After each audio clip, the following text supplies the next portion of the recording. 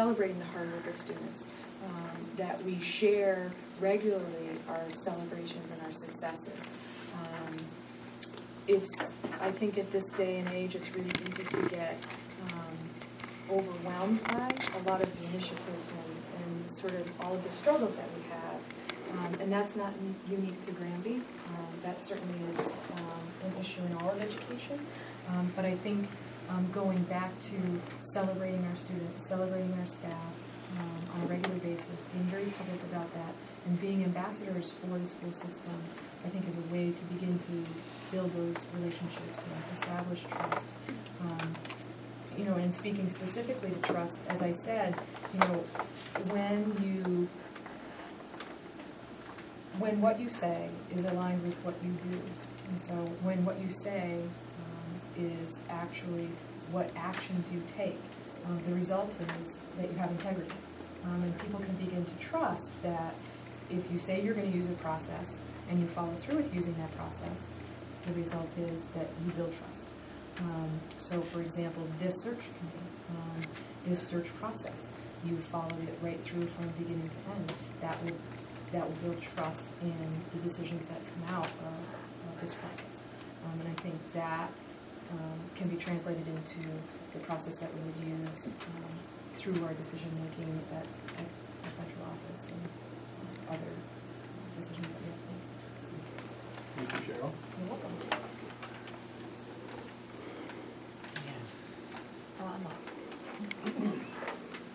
What information do you believe should be transparent, clear, and accessible in order to build the credibility of the school district and win support from parents and community members? That's a question, right? Wow. We'll make sure they're loaded. Well,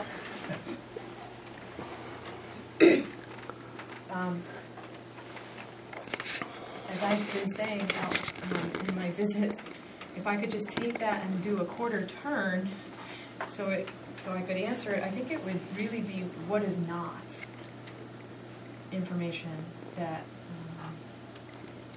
we would be sharing. So student information, personal information of students, personnel information, personnel decisions. Other than that, I do believe in transparency. So a transparent budget process, a transparent sharing of the data for accountability, I think is important. I think as we're moving through and looking at formative assessments, sharing that as we move through a year. But really, I think most information should be transparent, clear, and accessible. Whether it's on the website or through presentations, filming for the community, having open forums, open conversation to share the work of the district, I think is incredibly important. I think that it's important for our policies to be transparent and public, and so that as the superintendent works through implementing policy, that is clear and transparent as well. So how would you go about building the credibility of the district within the community? What would be specific ways that you would do it? So I think the budget process is a good example of how to share throughout the process discussions that have been had about needs. It's important for the community to understand that while we recognize that there may be budget constraints, there are obligations we have to improve instruction, improve the quality of the facilities that we have, improve the technology that we're using. And so I think communicating that through whether it's a district newsletter, whether it's, I know that Julie's doing a blog and that has really helped sort of establish a means of communication, and I think that's effective. But again, I think a lot of it is on the ground every day, the conversations that you're having with town officials, in the community, with parents. I think lastly the website certainly is a tool to use to communicate effectively. can disseminate information. I noticed the digital backpack, which is interesting, and I'd be curious to know how effective that is, and if it's effective, how we can continue that.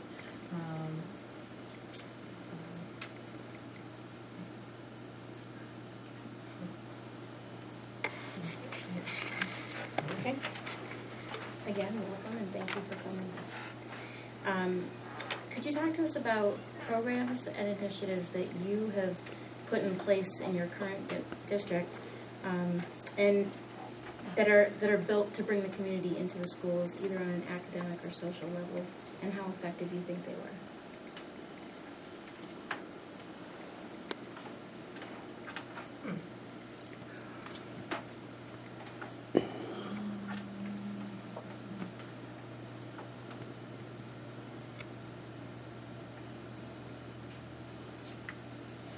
A lot of the programming that I'm doing currently really is around instruction, so it doesn't really fit community. So I'm going to think.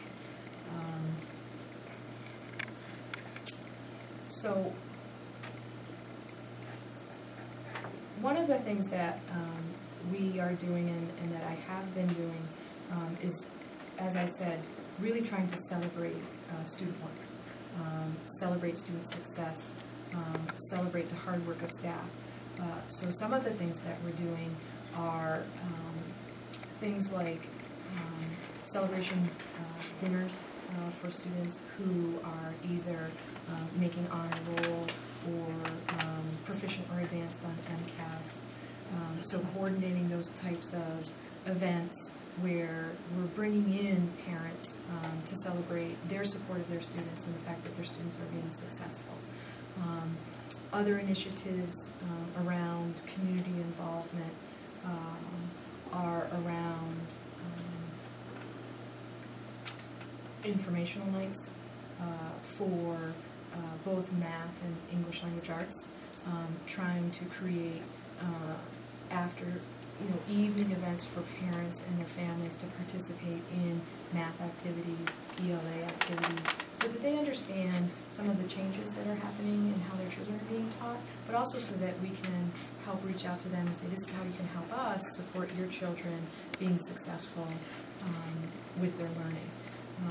And oftentimes, it can be difficult to have parents at the end of the day, after a long day, come back to the school and be there. But what we found is that when the children are involved, that parents are willing to come into the school and participate in those activities.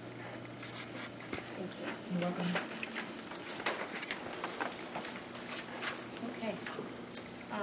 And following up on that, how do you think that you could reach out and get less active members of our community more involved in our school district in a positive way? And how do you change the minds of voters coming up on this building project?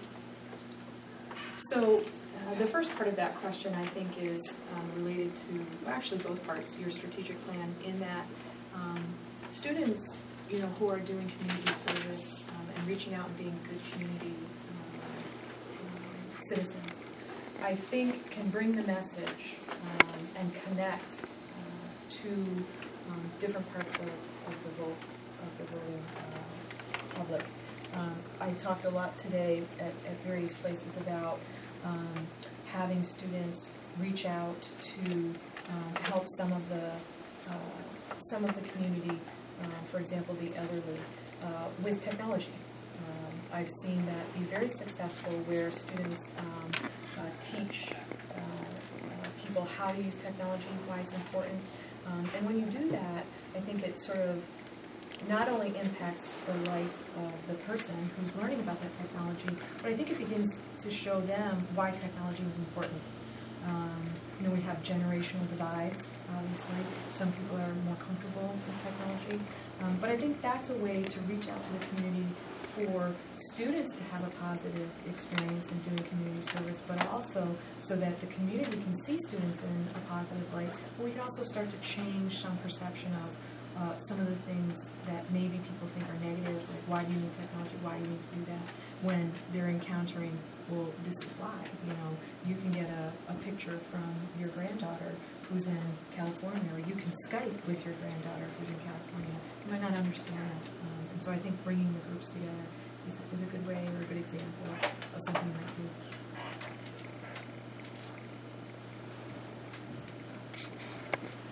Not to forget the second part of your question. About the new building project, because, it's a small town. Sure. Yeah. So, And it's a big project. and it's a big project. And helping people to understand why it's necessary.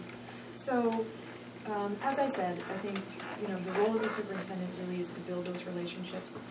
In building those relationships, first and foremost is to celebrate the hard work of the students and staff when students are being successful, to really promote the work of the school district. If we're doing that first, and we're establishing those relationships first, then I think we open up the conversation to what are the things that in addition we need.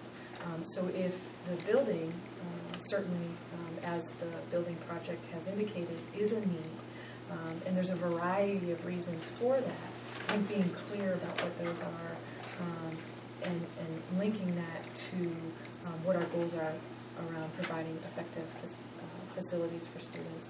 It's just important that we're not just out in the community asking, but that we're in the community really being ambassadors for the school department at all times, and that they understand what the needs are, and that we're constantly, communicating those to members of the community. Ways to do that, every event we have, basketball games, at the library, at Dino Fest. I love Dino Fest.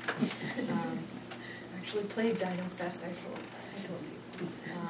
But things like that. I think it's important that we're always communicating positively about what our goals are and how we want to see students and staff be successful through school. Great. Thank you very much, Cheryl. You're So welcome. I actually threw in a question Oh, At the sorry. last Yes, you did. Absolutely. I last forgot. night, so I have to ask it of everybody. Sorry. I was all done. You were all done. We'll see how you think quickly on your feet. Okay. Um, I might have to write it down.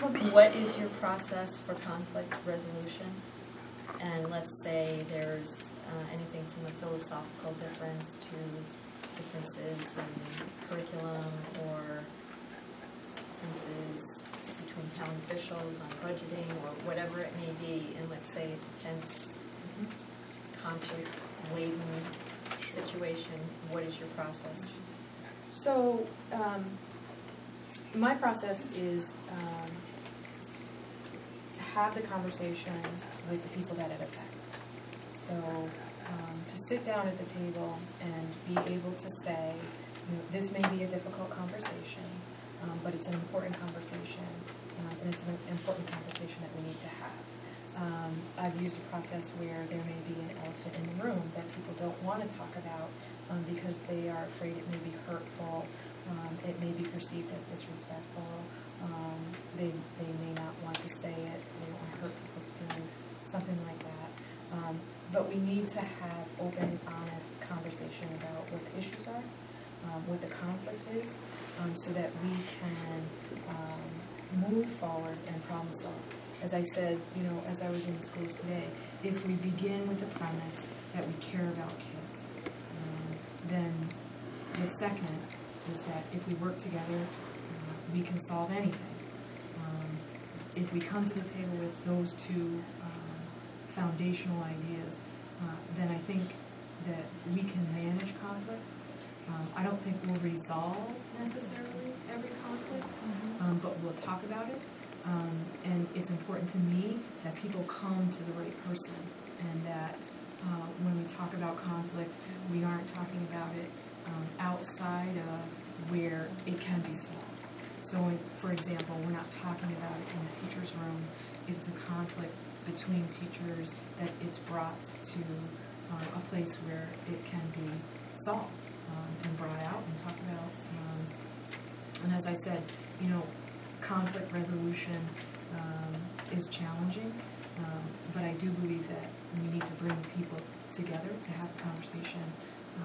And I have, gone as far as having mediators come in and help people understand both sides and come to an agreement about how to move forward. And it's very difficult and very challenging. In terms of, conflict with the town, I think, again, staying positive and understanding that we are all advocating for what we believe we need is important. But again, celebrating what we're doing on a regular basis, I think is important so that we can build those relationships so that they understand that they can trust the decisions that we're making, that we're open to understanding what their concerns are, and that we will take that into consideration in moving forward. But there won't be any conflict. Of course It'll not. be fine. Of course. These are all hypothetical. Right. So now that, actually, this is really the very last question. So, I know that the timing for this position is interesting, the timing that Southbridge is actually in the beginning search process as well. And we understand that you also applied for that superintendency. So I'm just curious about the timing because, our new superintendent wouldn't start until June, July, technically. And because they're in the process and your hat is in the ring, I suspect that you've had some thought about this, and I'm just curious, would it be Granby? How would this work in your decision making? So,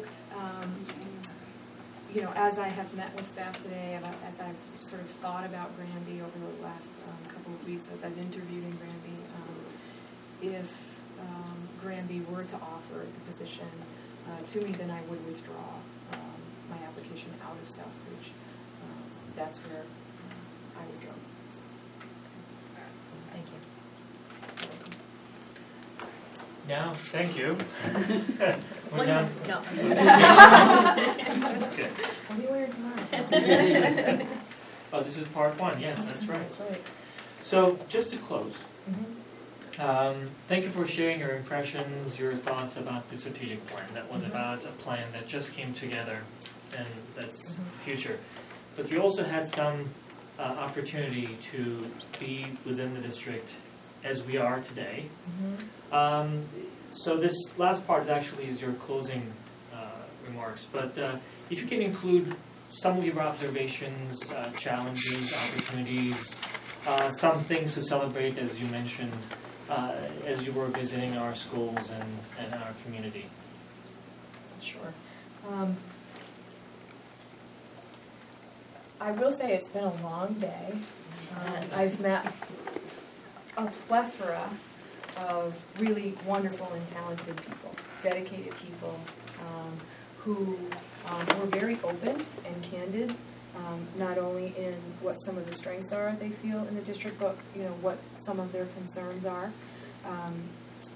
I think that openness is important. We're never going to solve problems and issues and concerns if we don't get them out on the table and talk about them. I know that one of the concerns I heard, and it's not unique to to Granby, is the idea of morale, and that morale is sort of linked to culture and climate, and that the turnover in administration has been problematic to initiatives really gaining momentum. I've heard that Judy's done a great job of laying some real key foundation for momentum, and so I'm excited to meet with Judy and understand what those initiatives are and what her vision is in moving the district forward, because there is some momentum around that. The principals talked about that, staff talked about that.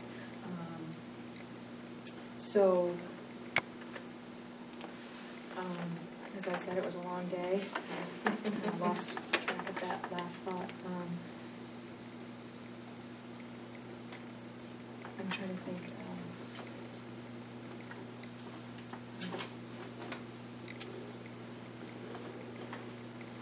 going through in my mental picture all of the different groups that I met. I think that there is a concern around budget, and a tight budget, and the fact that the result of that is a feeling and a perception that we are having to do more with much less. And I think that that's something that we need to address as a district, because that also impacts the culture and climate and the feel of Granby public schools and the desire to have Granby be a great place to learn and grow, and that there's a concern around that. But again, there is also this strong understanding that staff care about kids. And if we care about kids and we work together, we can solve and overcome those concerns and put systems in place so that we're addressing those concerns. Thank you very much. And thank you for being the whole day. We do take time. It is a long day. So the last question is basically asking you whether you have any questions for us. Sure. I think the one question I have for you is what you feel your role is in providing support for the transition from the interim superintendent to the permanent superintendent. What do you see as some of the steps that you would take to make that be effective? Good question. Excellent question. One thing that comes to my mind is something that you mentioned a few times, making sure that we sit around the table, all of us, and talking about vision and how to get there, specific steps, and coming to agreements on process for implementing that. From reporting structure, specifics in the trenches to more big picture. So I think getting around the table many times is going to be important. Directly involve you, assuming to be in the next budget, work in some kind of way so that we don't create a budget that you have not been part of. Even though basically somewhere else, but I think that's a key thing. Involving you as many activities that are going on between January and June, let's say, such as the school building project and all that kind of thing. So I think we'd work all that out, work it out well for both parties involved. So I guess since you asked about our role in that transition, a few things that come to mind is be with you there to make sure that you are well acclimated in the community. You get to know all the key players. I'm sure you're going to be doing that, or our next superintendent will be doing that within the school district anyway, but to make sure that that connection with the community is strong from early on. As you saw in the strategic plan, the first item was related to leadership. In fact, we called it Senior Leadership Team. And that's part of our commitment to work collaboratively, not only within the school system with our leaders within the school district, but also involve other folks in that, even though that item primarily refers to leadership in the school. So we promised a partnership, and we will extend the same promise to our next superintendent for a close and strong partnership. And one last thing about the strategic plan. We also committed to the strategic plan. It was a very, as you observed, very collaborative process. A lot of folks from different ranks and different areas came together to put together that strategic plan. So that reflects where we want to go the next few years, and that's another commitment that we made, that we will support it, and we will do everything possible to make sure that our next superintendent successfully implements that strategic plan.